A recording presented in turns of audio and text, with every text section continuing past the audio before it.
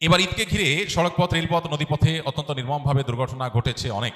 গত বছর তুলনায় এটি অনেক বেশি। এই বিষয়গুলোকে কিভাবে দেখছেন? নিশ্চয় দুর্ঘটনা নাকি দায়িত্বশীলদের অবহেলা? দেখুন, ঈদ এবং বড় বন্ধে দুর্ঘটনা আমাদের দেশে নতুন না, কখনো হয়তো বেশি, কখনো হয়তো কম। এই ঘটনাগুলো আমাদের মৌলিক এবং বড় একটি সমস্যা সেটাকে ইঙ্গিত করে এবং চিহ্নিত করে।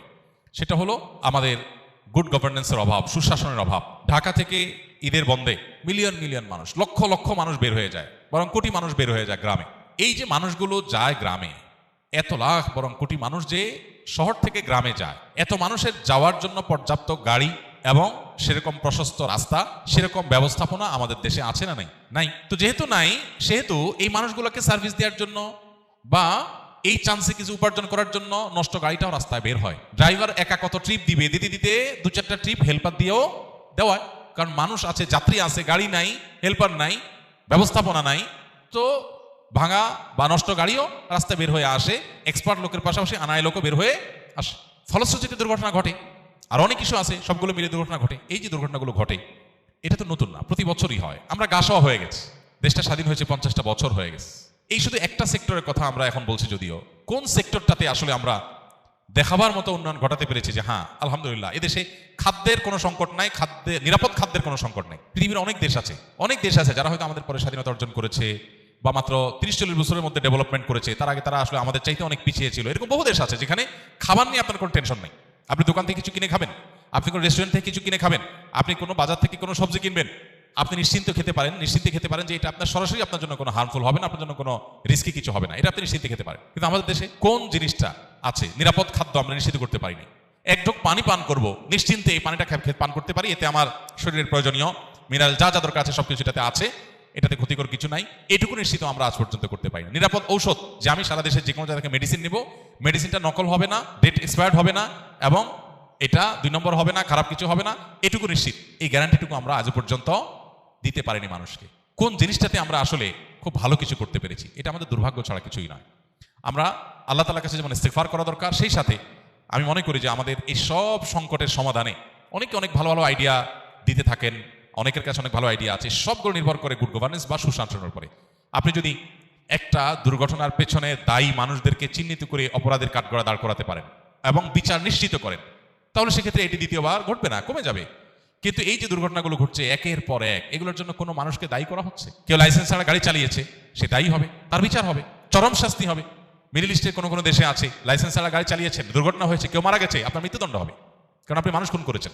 আপনার অনুমোদন নাই রাস্তায় বের হওয়ার, আপনি বের হয়েছেন, এরপরে মানুষ মারা গেছে, আপনি খুন করেছেন, আপনার মৃত্যুদণ্ড বা চরম শাস্তি আপনার হবে। এই যে অপরাধ দমনের জন্য সেরকম আইনের শাসন প্রয়োগ, সুশাসন, নিয়ম শৃঙ্খলা প্রতিষ্ঠা, এই জিনিসটা যদি না হয় তাহলে এই পরিস্থিতিগুলো আসলে কখনো আমাদের দেশে কমবে না, ভালো হবে না। তো এই বছর তুলনামূলক অনেক বেশি হয়েছে, সন্দেহ নেই। এটা সংশ্লিষ্ট যারা আছেন তাদের দায়িত্বশীলতার জায়গাকে আরো অনেক বাড়িয়ে দেয়। কেন অনেক বেশি হলো, ত্রুটির জায়গাগুলো কোনটা সেটা চিহ্নিত করে সেগুলোকে রিকভার করার চেষ্টা করা দরকার। আল্লাহ রাব্বুল আলামিন আমাদের এই ছোট্ট ভূখণ্ডকে বাসযোগ্য করে দিন। আমরা বের হওয়ার সময় জীবন মৃত্যুর ভয় আতঙ্ক নিয়ে আমাদের বের হতে হয়। আমরা কেউ বের হলে মৃত্যু তো যে কোনো মুহূর্তেই হতে পারে, কিন্তু এই যে অস্বাভাবিক মৃত্যু এত অধিক পরিমাণে অবহেলাজনিত কারণে, আমাদের ব্যবস্থাপনাগত ত্রুটির কারণে, এটা কোনোভাবেই আসলে গ্রহণযোগ্য হতে পারে না। আল্লাহ রাব্বুল আলামিন আমাদের যে সমস্ত মানুষগুলোকে আমরা হারিয়েছি ঈদের বন্ধে বিভিন্ন দুর্ঘটনায়, আল্লাহ তাআলা তাদের সবাইকে শাহাদাতের মর্যাদা দান করুন, ইমানদারদেরকে আল্লাহ তাআলা মাগফিরাত নসিব করুন, আর শোক সন্তপ্ত পরিবারকে আল্লাহ শোক সইবার তৌফিক দান করুন। যার যায় সে জানে সে কি হারিয়েছে। অতএব এই মানুষগুলোর জন্য আমাদের যেমন দোয়া এবং তাদের জন্য এরকম সহমর্মিতা দরকার, ঠিক একইভাবে আমাদের উচিত সব কিছুর উপরে গুড গভর্নেন্সকে প্রায়োরিটি দেওয়া। একটা দেশ, আমাদের দেশকে যদি বর্তমান পরিস্থিতিতে আমাকে জিজ্ঞাসা করা হয়, যে কাউকে জিজ্ঞাসা করা হয় যে দেশে যদি একটা কাজ সবচেয়ে প্রায়োরিটির সাথে করা দরকার মনে হয়, সেটা কোন কাজ হবে?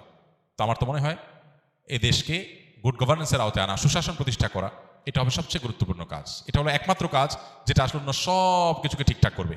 সব কিছু ঠিকঠাক হওয়া নির্ভর করে এই একটা জিনিসের উপরে, গুড গভর্নেন্স থাকবে। এই যে ফেরিঘাটে আপনার গাড়ি উল্টে পড়ে গেল, কেন? এখানে রেলিং নাই কেন? এখানে একটা ভালো রেলিং কেন ছিল না? তাহলে এটার জন্য দায়ী কারা? কাদের দায়িত্ব ছিল এটা দেখভাল করা?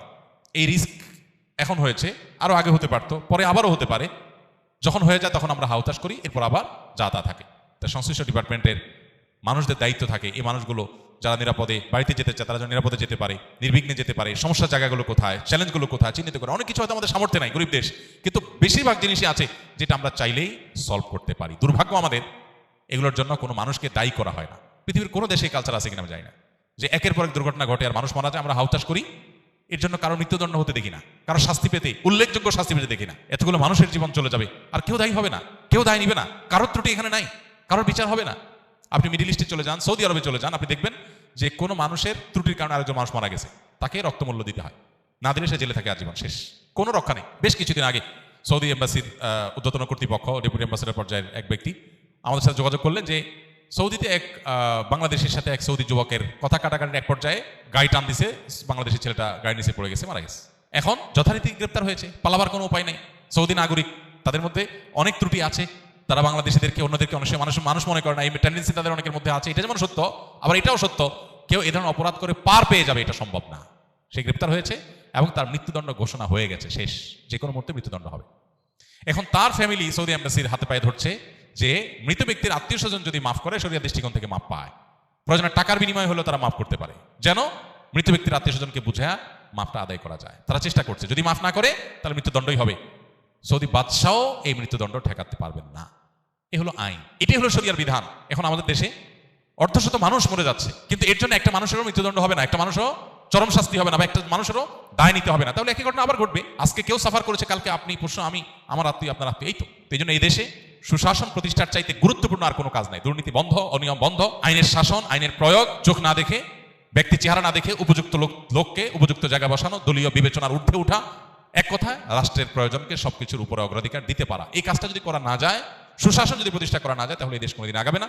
5 বছরে কোনো সরকার যদি শুধু একটা কাজ করতে পারে, সুশাসন প্রতিষ্ঠা, আইনের শাসন প্রতিষ্ঠা এবং যথাযোগ্য মানুষকে যথাযোগ্য জায়গায় বসানো, সকল দলীয়, গোষ্ঠীগত, গোত্রগত যে সমস্ত দুর্বলতা আছে, সীমাবদ্ধতা আছে, এগুলোর ঊর্ধ্বে যদি কেউ উঠতে পারে, তাহলে একটা দেশ, আমাদের দেশ এগিয়ে যাওয়ার জন্য আর কিছু লাগবে না। একটা জিনিসই যথেষ্ট ইনশাআল্লাহ, প্রাইভেট সেক্টরগুলো যথেষ্ট ভালো কিছু করতে পারে। শুধু গুড গভর্নেন্স প্রতিষ্ঠা হলেই, ব্যক্তিগত প্রচেষ্টায় বা ক্ষুদ্র ক্ষুদ্র প্রচেষ্টায় দেশ সোনার দেশে পরিণত হতে পারে। আল্লাহ আমাদের দেশকে সেই জায়গায় যাওয়ার তৌফিক দান করুন। আস-সুন্নাহ ফাউন্ডেশন, উম্মার স্বার্থে সুন্নাহর সাথে।